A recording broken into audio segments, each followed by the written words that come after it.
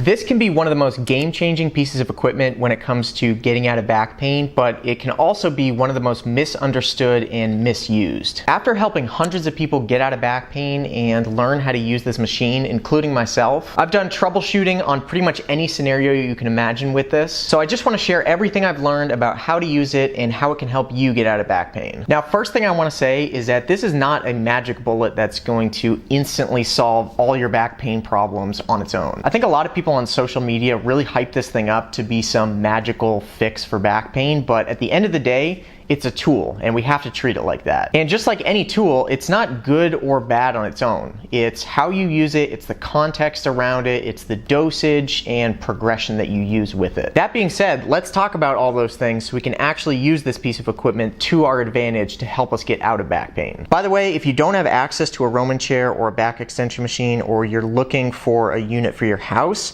would highly recommend this one from Amazon. I'm not sponsored or associated with this company at all. I just think they make a really good Roman chair for the money. So if you want to check out this specific model from Amazon, I'll leave a link down below. So probably the most common question I get, and a good place to start with this, is what height should this pad be? Most Roman chairs and back extension machines have the ability to adjust the height of the pad. So I want to quickly go over what happens when the pad is really high up versus when you lower it down a bit. Let's start with the pad a little bit lower down, right at the hip crease. So you'll notice right here I have the pad ending just at the point where my upper thighs hinge into my torso. So it's not up into my stomach, but I also don't have any of my thigh hanging over the edge. It's right at that hip crease. Now this position is a really good starting point for most people because it allows your lower back to work a little bit more isometrically, which basically means that it stays a little bit more straight and stiff as you hip hinge through the movement. So with this variation, you're a little less focused on rounding and unrounding your lower back and more focused on keeping it straight throughout the movement. And honestly, this position on the Roman chair is a pretty good rule of thumb anytime you use it. If you want to just keep things simple, just throw the pad right at that hip crease every time and you'll be totally fine. Now with that being said, I do think it's actually helpful, and there are some scenarios where you want to raise the pad up a little bit. So right now I have the pad ending about midway through my stomach, basically cutting right through my belly button. The big thing you'll notice when you're in this position is that you're sort of restricted from doing a strict hip hinge. And the pad placement basically forces you to round and unround at your lower back. Now, fair warning, there's going to be some old school, outdated influencers and physical therapists who are going to tell you that this is a bad position to be in or that you shouldn't do the exercise this way. I don't agree with that blanket statement at all. Again, I think it comes down to the dosage, the progression, and the context of the movement. And I think it's actually really helpful to be able to build up your tolerance to rounding and unrounding your back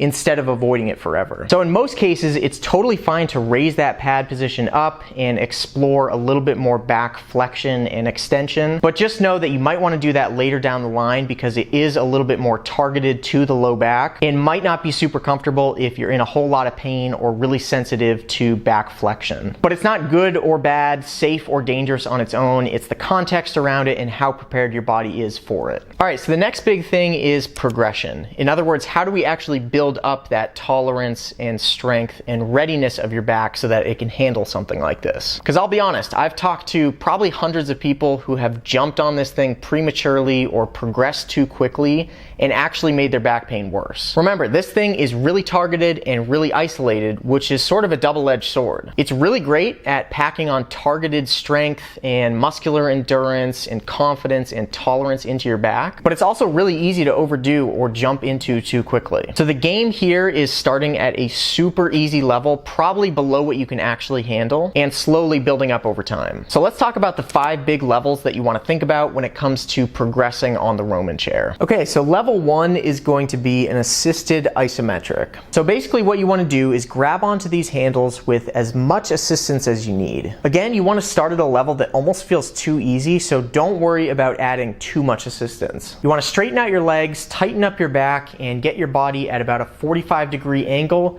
just in line with the pad. And from here, you just want to hold this position, again, with as much assistance as you need through your hands, and just focus on getting a small squeeze or contraction in your lower back, your glutes, and your hamstrings. Again, there's no starting point too small, so I would suggest starting with just a couple seconds for your first time and building up from there. So you may start with something as simple as a 5-second hold, get off the machine, shake it out a little bit, and then try one more. And that might be it for your first session. Again, this machine is really targeted and isolated, so you want to start out small and simple and just see how your body responds. Give yourself a day or so to test the waters and see how your body responds over 24 or 48 hours before jumping back on. By the way, this is why it's really nice to have one of these at home, so you can kind of do this stuff independently and you don't have to plan your entire gym schedule around it. So you know you've completed level 1 and you're probably good to move on once you can tolerate and you feel really comfortable with holding an assisted isometric for around 30 seconds. Once you can hang out here and get a decent contraction in your lower back with assistance from your hands and you don't get increased pain or soreness or anything the day after, that's a good indication that you're ready to move on. So level 2 is pretty simple. It's the same position, it's also an isometric, but we're just gonna make one change, which is pulling off the arms. To start, put your hands by your sides, and as you progress, you can move your hands out towards your chest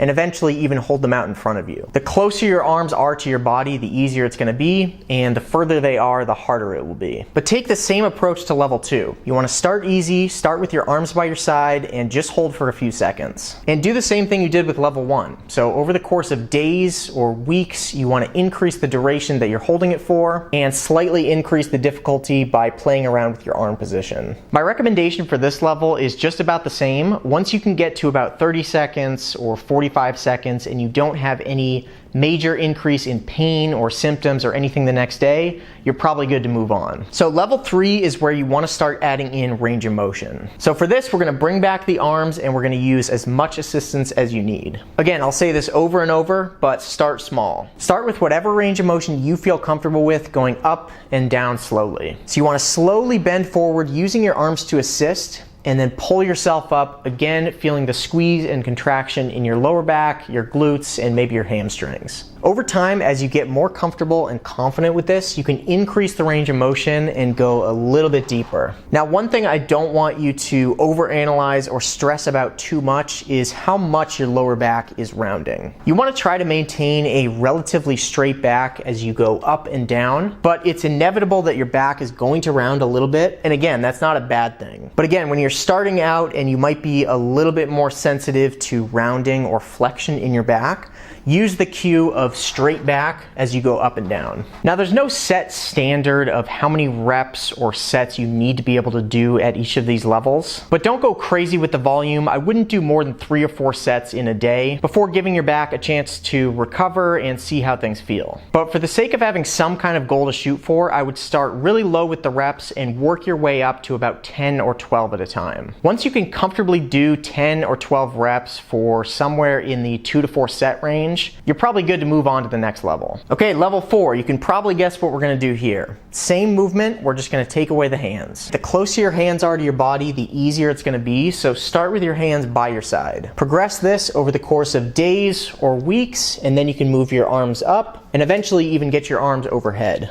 The big progression here is the range of motion that you're comfortable going into. And trust me, all of these progressions take time, so don't try to rush this and don't try to increase your range of motion or the difficulty too quickly. You'll get there, but just be patient with it. And you can have roughly the same targets or goals for level 4 as well. Shoot for somewhere in the 2 to 4 set range with 10 to 12 reps each set. And call it a day after that. Don't try to overdo it. One thing I want to make clear is that you're probably not going to be doing this every single day. By the time you get to level 4, and definitely to level 5, you really want to be dropping down the frequency to maybe only 2 times a week. Think about this like any other muscle group, right? You're not going to train your biceps every single day, 7 days a week. That's probably a great way to start getting some bicep pain or some tendinitis. Dosage and frequency really matter here. So again, don't try to rush it. Don't try to overdo it. Stick to what you feel comfortable with. And as you progress, drop down the frequency. All right, and finally with level 5, you just want to add weight to your movement. Now, in my opinion, this level is optional and only if you really want to push the strength of your lower back. But I do think it's helpful to sort of over-prepare your body for what life is going to throw at you. So pretty simple, you can grab a dumbbell, a kettlebell, a medicine ball, or just something from home, and you're going to do the same slow reps up and down.